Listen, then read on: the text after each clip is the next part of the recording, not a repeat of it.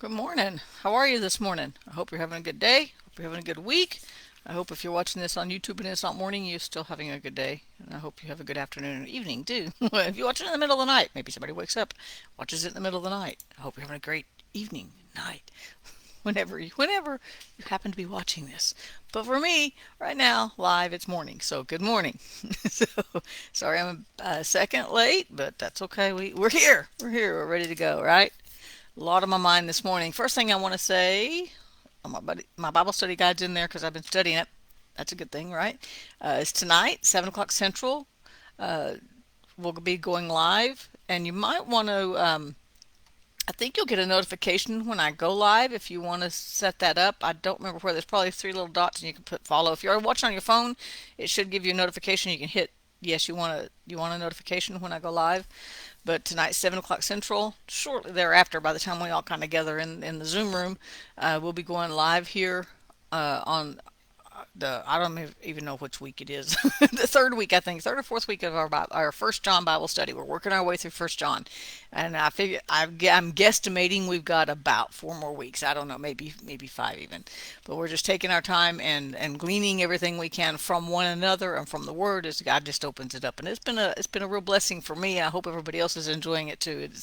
It's great to just study the Word and not have to just study it together and just let questions come up. That, even as a teacher, I was never afraid of questions because even if I didn't know the answer, I would always tell the student, I don't have a clue, but give me a minute. I'll find that answer, or I'll help you find it, one or the other. So answers are kind of the spark we need for discovery, right? Or questions, excuse me. Questions are the spark we need for discovery. And so then when we discover, we've got something, right? Anyway, so join us tonight, 7 Central, here live on Facebook, which it is interactive, or you can ask for the link uh, and join me live on, or join us live in the Zoom if you want to be videoed and live and put on YouTube and all that. So because it all goes everywhere, right? Anyway, so this morning I was thinking about some different things. Let me think how I got there. I don't remember. Oh, I was thinking about Rahab because we talked about Rahab yesterday and how, or was it the day before? We talked about Rahab and how she had faith, even though we always still call her Rahab the harlot. Poor lady, right? She never could get out from under that, right? But she had faith and was listed. Not only was she listed in the Hall of Faith, she's also became part of the lineage of Christ. What? He has a hooker in his heritage? Yes, in his ancestry, he had. Don't act like you ain't got one some back there somewhere, right? We don't. All of ours are pristine clean, right? We didn't have anybody that abused alcohol. We didn't have anybody with this or that. Yeah, we like to paint those pictures, right? But all of our family histories aren't pristine clean, right? So, and that's what makes it so interesting, right? And that's what makes it so cool that we have come to this place to trust God no matter what came down our family line, right? Good or bad, right? So anyway, I was thinking about her and Faith, and so I started thinking about the two spies. And I thought, okay, so the two spies came into Jericho to kind of look over the land, spy it out before they knew they already knew God was going to give them Jericho, right? Joshua already knew that. And then I started thinking, wait a minute. Joshua was a spy. If we go back to what was it, Numbers? I lost it. I took my sticker out of my Bible, but back in like no Numbers, like was it 13 or so, 11 or 13, and Joshua was one of the 12 spies. Yeah, Joshua, Numbers 13. Uh, Moses sent 12 spies, and God told him take one spy from every tribe, and Joshua was the one that got to go from his tribe, right? The tribe of Ephraim. And so Joshua and Caleb, of course, came back going, man, this is awesome. God's giving us some cool stuff. And the other 10 were going, oh, we look like grasshoppers. There's giants in the land. There's giants, and they're going to kill us, and we're not going to, this. And Joshua and Caleb were going, yeah, but look at this fruit. We can take them. We can take them. Let's go. God already gave us the land, right? And now Joshua, all these years later, Moses has died. And Joshua is sending just two spies into Jericho to just look it over. He's not looking now to see if he can take the land. He's just saying, go give us some specks on this land. And he only sent two. And I thought that was interesting because he was a part of a 12 spies that went in, and only two came back with a good report. So this time he just picked two spies. He just sent two spies, and he said, "You two go in. We're going to cut out all this other." Right? And of course, they came out and said, "It's definitely the Lord has delivered the land to us. They are faint-hearted because of us. They are scared because of us." And so I started thinking about that, and I thought, what if we just believed what God said? Right? Because these two spies did. Now they had to go in and see all of it, and he's like, "Oh, to get it, I guess. Maybe they believed before. I don't know." But what if, and now Moses was following God's command. God told him to send the spies in. So it's not like he was going, "Oh, I don't know what to do." He knew what he was going to do. He knew God had given him the land. And yet he listened to the children of Israel listened to the 10 negatives of the 10 spies that got scared instead of the two spies that had faith, right? So Joshua just says, "Send these two guys in. We're going in. I just want to go." Maybe they were supposed to take some specs on the city. I don't know why, because when they got there, all God had them do was march around. So it didn't even matter what kind of specs the city had. God was going to literally give them the city. So instead of looking at the size of the city, the size of the giant, they looked at what God said. What if we did that? What if instead of looking at whatever problem we're facing today, we all have problems of various sizes, right? Problems of unusual sizes, problems of minuscule sizes, problems of gigantic sizes. We all have different kinds of problems, right? But what if instead of looking at those problems and going, "Oh my gosh, I'm going to be overcome. I don't know what I'm going to do. This is going to get me down." What if we just looked and we see the problems, we're going to be responsible and take care of our end of what we got to do, but what if when we looked at them, we just went, "Oh, so that's the problem God's going to give me the victory over.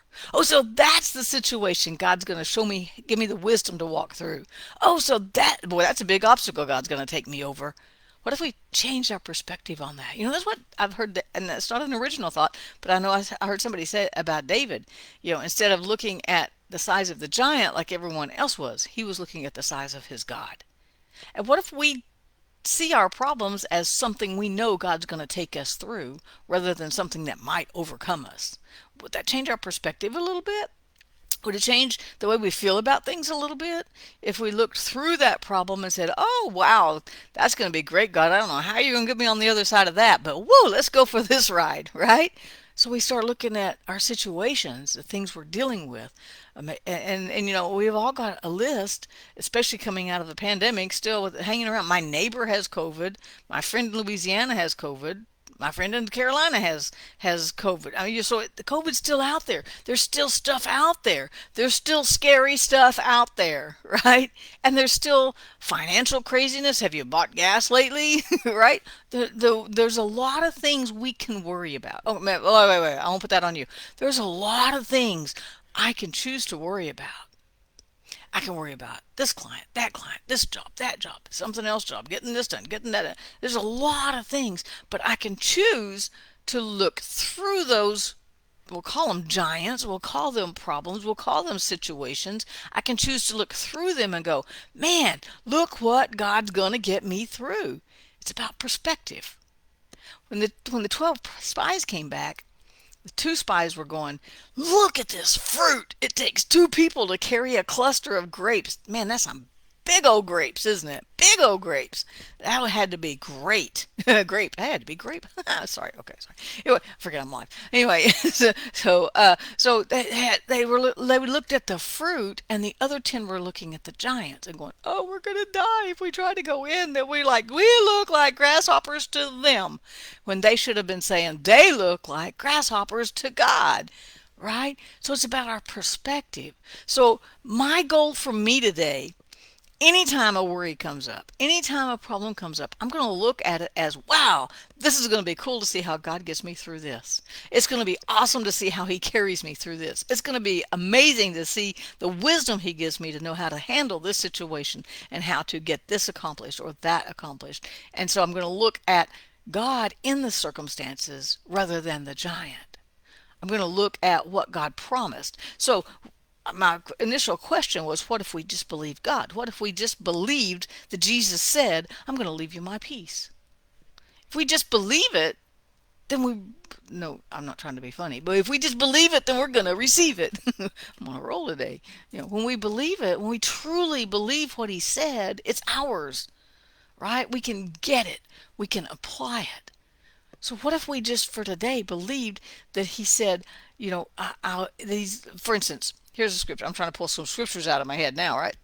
Okay, so he told Paul, he didn't tell Paul, I'm going to make all your problems go away. But what he did tell Paul is, my grace is sufficient, right? So what if when we see those problems, we go, whoa, whoa, whoa, but God's grace is enough to get me through this today. God's grace is enough to carry me through today. He also says we have grace to help in time of need. We come before the throne of grace to find mercy to help in time of need. Is that the way it goes in Hebrews? Right? And so we can go to the throne of grace and we'll receive mercy. What if we just believe that? Well, I have mercy today. What if we just believed God so loved the world that he gave his son, and I'm in the world? He gave his son for me. That's hard for me to swallow. Whoa, for me? Well, he wouldn't do it just for me, but he might. He didn't have to, right? What if we just believe that he's going to be that fourth man in the fire? Now, he didn't thought of this. I think it was yesterday. I was working outside with my plants, and I was praying and thinking some things. He didn't keep the three Hebrew children from going through the fire, but he was in there with them, and he did get them out on the other side. He didn't keep Daniel from going in the lion's den, but he was in there with him. And Daniel said that God has sent an angel and shut the lions' mouths, right? So he didn't keep them out of hard situations, but he brought them through it. So what if we just believe today that he's in the fire with us? What if we just believe today that he says, I'll never leave you or forsake you, and he meant it, and he won't, and he's here, right here, wherever your here is, he's here. What if we just believe what he said just today? Like the two spies believed. Joshua and Caleb believed. And you know what? Joshua and Caleb got to go in the land too. None of those other ones made it, but the two that believed what God said. Caleb was old when he said, give me my mountain. God promised me that mountain. I'm going to go take that mountain. He was an old man by then. I can't remember how old he was now. But he said, oh no, I'm still strong. I'm going to go take my mountain, because he believed God.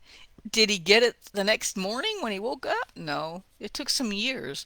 Lots of stuff happened between the time Joshua and Caleb was a part of that troop of 12 tribes that went in, 12 spies that went in, and Joshua sent the two spies. And a lot more things happened before they actually got on over into the promised land. Joshua and Caleb were old, but they got the promise. They believed God through all of their struggles. They just continued to believe God. David stood before Goliath. Nobody, I think, believed David could even take Goliath out. David did not care what anybody else said. He didn't care what anybody else believed. He just said, my God will not allow me to let you stand in this place and say those things about God's people. My God. So what if we just believed everything here today? Wow. I think that's my project for the day, is just I think I'll write down some scriptures today that I want to just continue to believe. His grace is sufficient for me. He will never leave me or forsake me. He's already given me peace. I'm part of the beloved because I'm accepted by God into the kingdom of God. Oh, that's some cool stuff to believe, right? What do you believe in today? Whatever you believe today, peace out. Why? Because God already gave us his peace. He's provided. All we have to do is believe it, receive it, and tell him thank you, and let it rain in our heart. So peace out. Have a great day, and I will see you tomorrow.